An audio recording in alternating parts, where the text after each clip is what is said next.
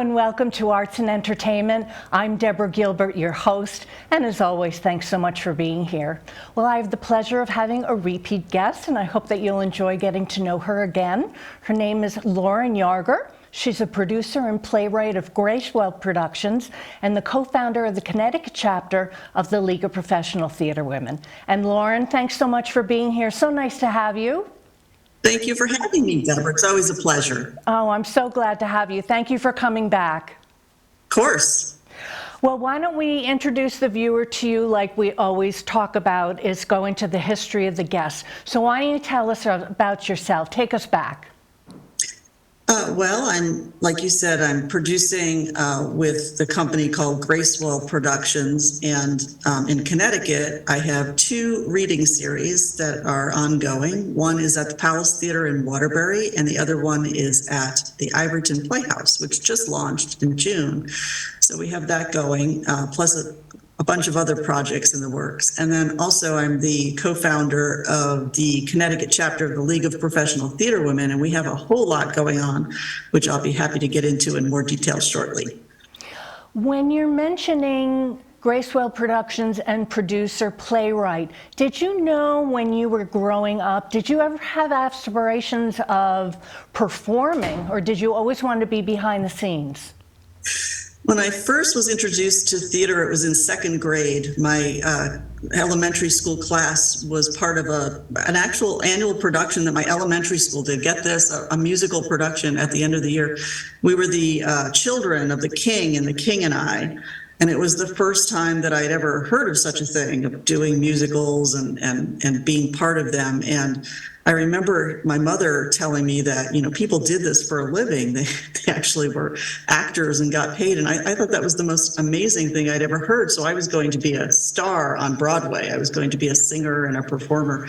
It only took a few times of performing for me to realize that there are any number of people more talented than I that should be on stage. And really my talent is backstage. So I actually was producing shows in my backyard for elementary school kids and their parents. So back a long time ago, I realized my place is behind the stage.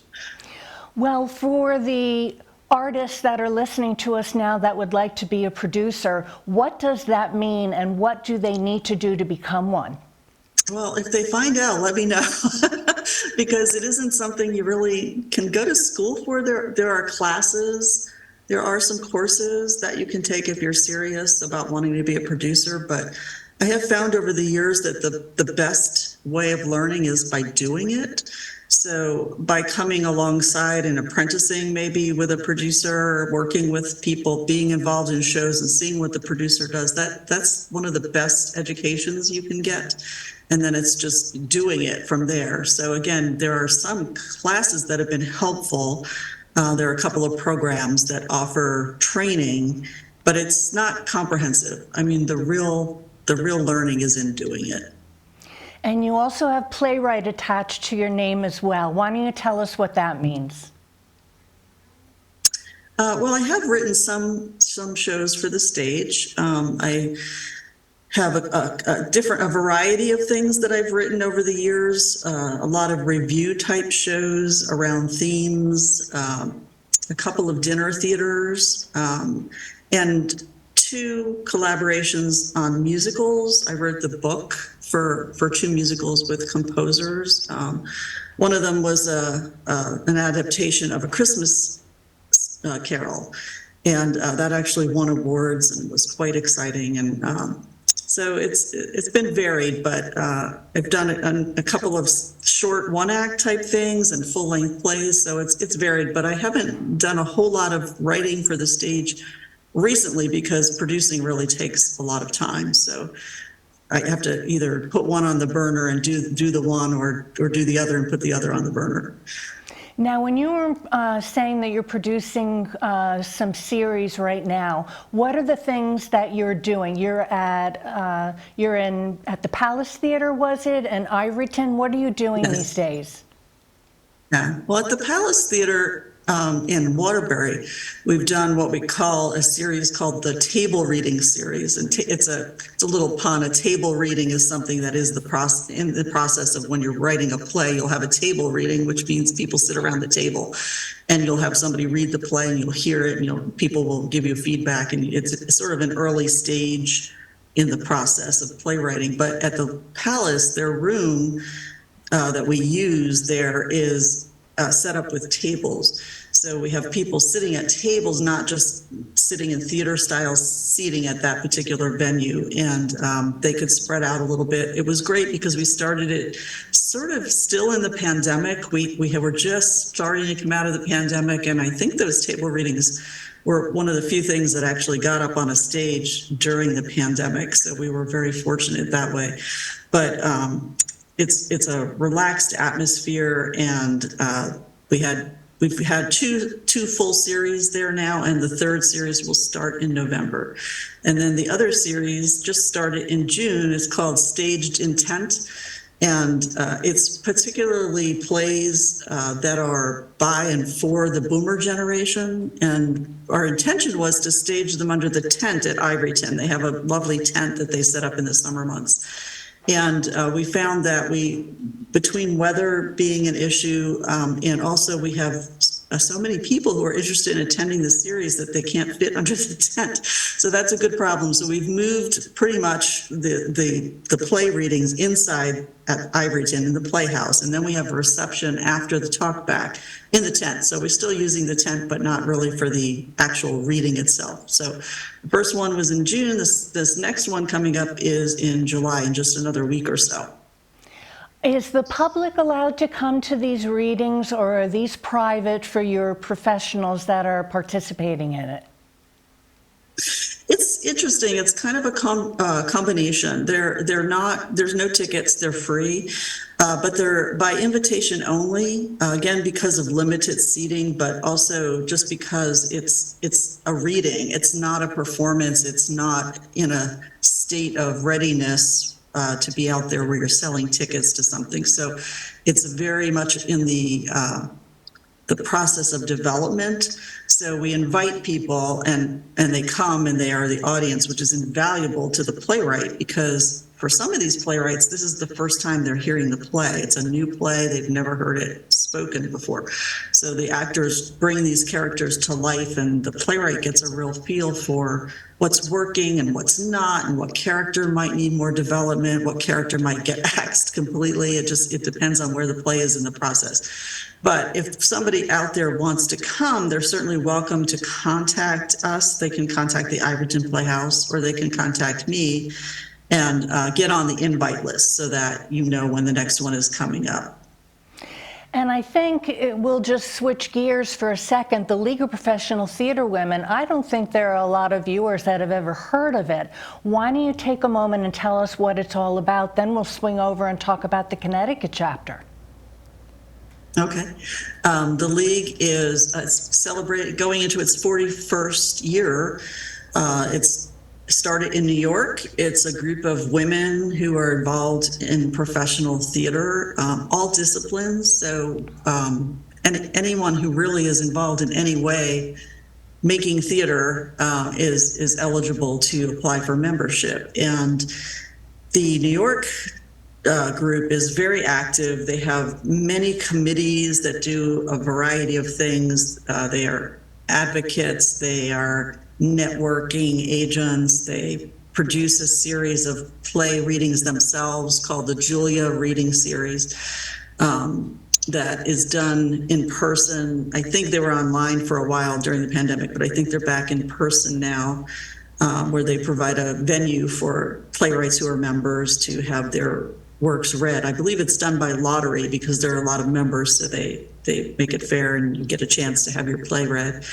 Lots of things. They have the Oral History Project, which is wonderful. It's an interview where someone of note in the industry sits down and has a conversation and is interviewed by somebody, usually of their choice, someone who they've worked with over the years or something. And it's recorded. It's at the New York Public Library for the Performing Arts up at Lincoln Center. And the interview is recorded and then archived in their their video library there. So anyway, that's New York, basically a real hub for activity and women in the theater. And how about the Connecticut chapter? What made you decide, you have 2 other or 3 other co-founders, what made you decide to open one up in Connecticut? Well, there are just so many women in theater here in Connecticut, and I was reviewing for a long time here in Connecticut and also in New York, reviewing theater. And I was in touch with many theaters here in Connecticut. There are a lot of theaters. There are a lot of professional theaters here. And I was connected with the people who were directly involved with what I was doing, but there were a lot of women involved in those theaters, and I didn't know who they were. I personally, like a director of education, for instance, I wouldn't necessarily have any contact with because I'm going to review the main stage show, but they had an amazing education program going on, and that was happening everywhere. There were women just involved in so many theaters and really no opportunity to meet them. And so there were originally 4 of us who founded the Connecticut chapter, and 2 of them are still actively co-founders with me, Mary Miko and Marie Reynolds.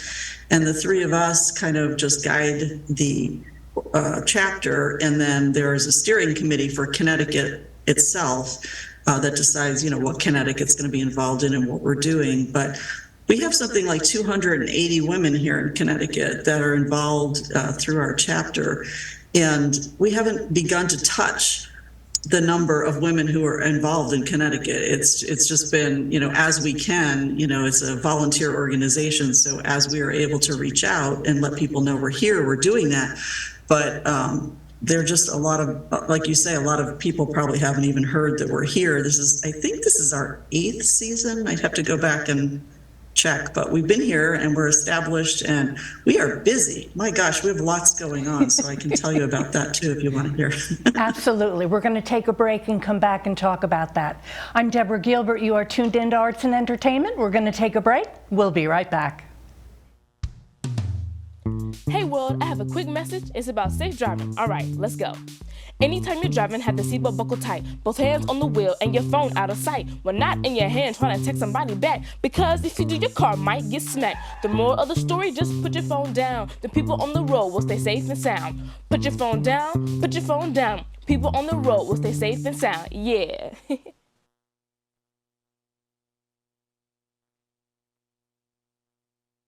As a scientist, I know by the time she takes her first breath, 9 billion more tons of carbon pollution will be in the air. When she takes her first steps, wildfires will have burned millions more acres she could have explored. By the time a child born today goes to college, it may be too late to leave them the world we promised. Our window to act on climate change is like watching them grow up. We blink and we miss it.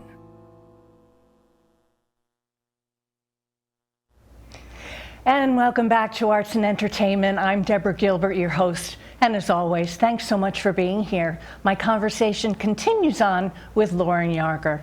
And Lauren, we were talking about the League of Professional Theater Women, the Connecticut chapter, and you were mentioning before the break that there are a lot of things that are going on. Why don't we talk about them?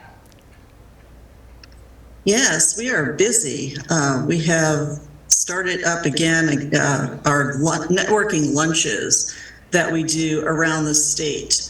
Because Connecticut is so big and there are theaters all through the state spread out, we're not headquartered in one area really, because all of our women who are interested and our members are spread out geographically. So we set these lunches around the state. We've been doing one a month in different locations for people to come together and meet. We were talking about how there are so many women working in the theater, and everybody, when they're in the when they're doing their theater thing, whatever it is, you're just so busy doing that you don't have time to really get to know anybody. So these lunches allow us to come together and find out what everybody else is doing and where they're located and to meet up. You do not have to be a member of the chapter to attend the lunches if you're interested. We often have women who are not interested, who are not involved in the theater itself even, or who are involved in theater but who are not members, who come to the lunches. And it's a great way to find out what's going on with the chapter and what we have going on, what you can attend, meet other people in your area. And we've just had a lot of women who've met through those lunches or through events that the chapter is doing and have gone on to work together. So it's really wonderful if you're, for instance, I'll be there and I have my reading series that we were talking about, and I know that coming up, I'm looking for an actress of, a certain age or, type for this particular role that's coming up. And sure enough, there's somebody at the lunch who fits the bill. And so I can say, can you do this role?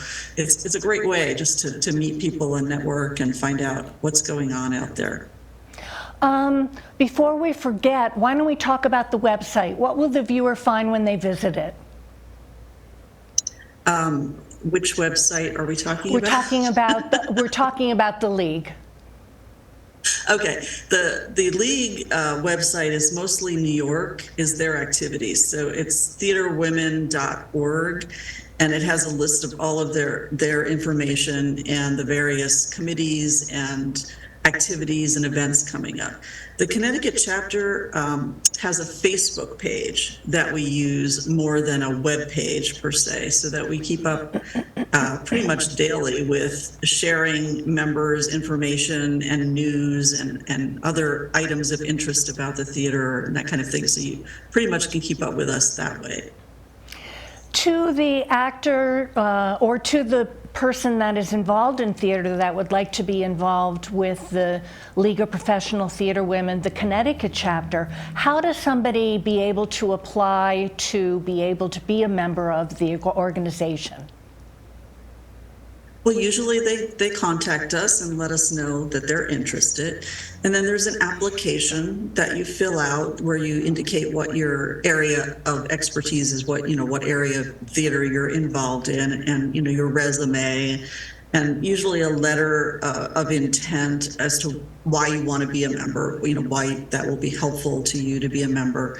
And then for Connecticut, usually we just sponsor the person. If you're joining in New York, you need letters of recommendation from members, and you apply through New York, which is a separate process from Connecticut. So the difference is that if you're a Connecticut chapter member, you can participate in most everything in New York. And if you're in New York, you can participate in Connecticut if you want to.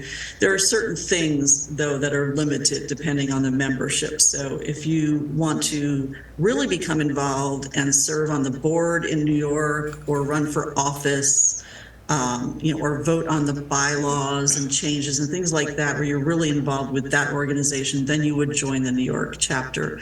The Connecticut chapter would be not able to do those things if you're just a member of the Connecticut chapter, but Connecticut also is people who live in Connecticut. So if you don't live in Connecticut, you probably wouldn't apply for Connecticut membership.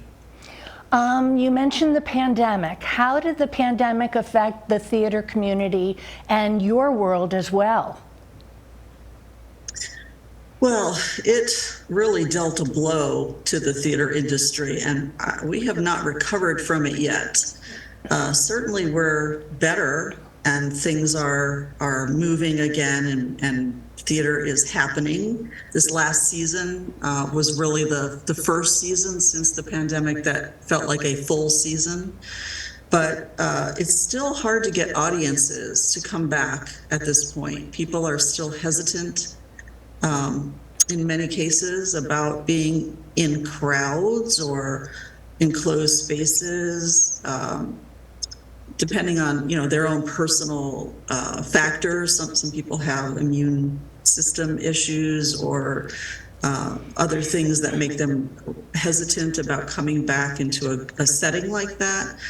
I think people's habits have changed because we were just down with no theater for 2 years, and we saw a large swing toward online things. So you see a lot more streaming possibilities now, and rehearsals that are done online, and auditions that are done by video, and it's just really changed the whole industry a lot very quickly. So we haven't, I think, caught up exactly with everything, and so that we have a definitive plan for everybody to go forward and say, here we are, we know what we're doing now. I think people are still working it out and seeing what happens. For instance, one thing I know that across the board, wherever you're talking about theater, whether it's in New York, Connecticut, anywhere else, ticket sales have changed, and people are not really doing subscriptions like they used to, but they are doing a lot of last-minute ticket sales.